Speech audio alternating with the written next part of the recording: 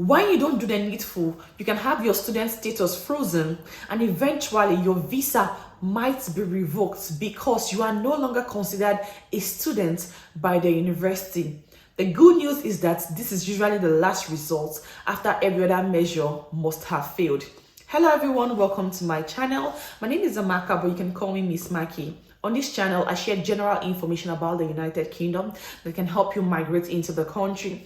I also share information about other countries that I deem important. I share it on my channel. So if this sounds interesting, please consider subscribing to my channel, and I can assure you that you would not regret it. And if you're a returning subscriber, you already appreciate you. Thanks for always coming back. Thanks for viewing, and thanks for sharing my video. I really do not take it for granted. Some people might be wondering now, what am I talking about? Now, when you fail to meet up with your tuition fee as an international student in the country, now you risk all of this. Some people have been stranded. Recently, someone actually told me that some Nigerians approached him and they told him their problem.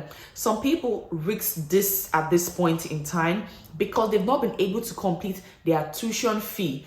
You are not able to get a job that will sponsor your COS. You can't even get your certificate from the school. Some people can't even sit for their final examination.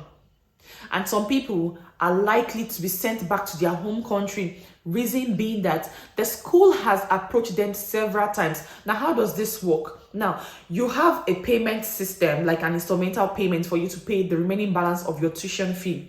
Now, the school will always send you a reminder telling you how much is left and when you are supposed to pay. Now, they send you a couple of emails for you to be aware of this. But however, some international students do not reply to this email because they feel like they can still try and work so hard to meet up with their tuition fee. Now, when your session is about coming to an end, they start bombarding you with series of email, more like warning as to the payment of your tuition fee. And then if you fail to meet this, that is when they now resort to the fact that they freeze your student status and eventually revoke your Tier 4 student visa. Now, many people are victims in the country. I mean, so many international students are currently sitting on this table.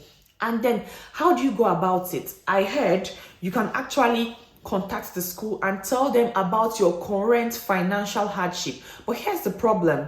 Before you came into the country, you showed what is called the proof of fund, showing that you have sufficient funds in your account to pay for your tuition fee. You paid for the first one where you were giving your cars, and you paid for registration upon entrance into the country. But now you cannot fulfill your obligation to pay the remaining balance of your tuition fee within the space of 9 months, which is a calendar year. So that is also a challenge. But then you can always meet the school and tell them about your current financial hardship, and then they can step in by telling you to apply for scholarship or see how they can actually extend the payment plan for you. But if you don't do that, it becomes really difficult. You know, seeing these students and then like they are your people, but then they can't do anything. They can't actually get a job. Now, the bad part is that you actually risk going back to your home country. And now let's think about it. You've paid the one before class and you paid some of your tuition fee, but then you're leaving the country without a certificate. You're leaving the country without anything. You're leaving the country with just little money you must have worked. It might not even be sufficient to what you have paid the school. So your best bet is, before coming to the country, pay up to 50% of your tuition fee.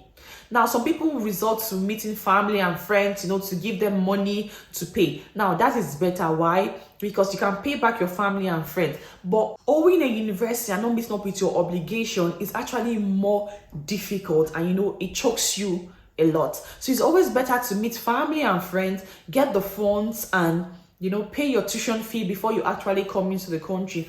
People are on the street. People have been getting these warnings. I've seen a couple of mail from universities to other students and what it looks like. And I can tell you that it is not pleasing. So in case you're planning to come to the United Kingdom, have a plan and always have a backup plan, plan A and plan B. So in case plan A fails, the plan A is a 20 hours sufficient to pay for the remaining balance of your tuition fee? That's going to be another topic for another day.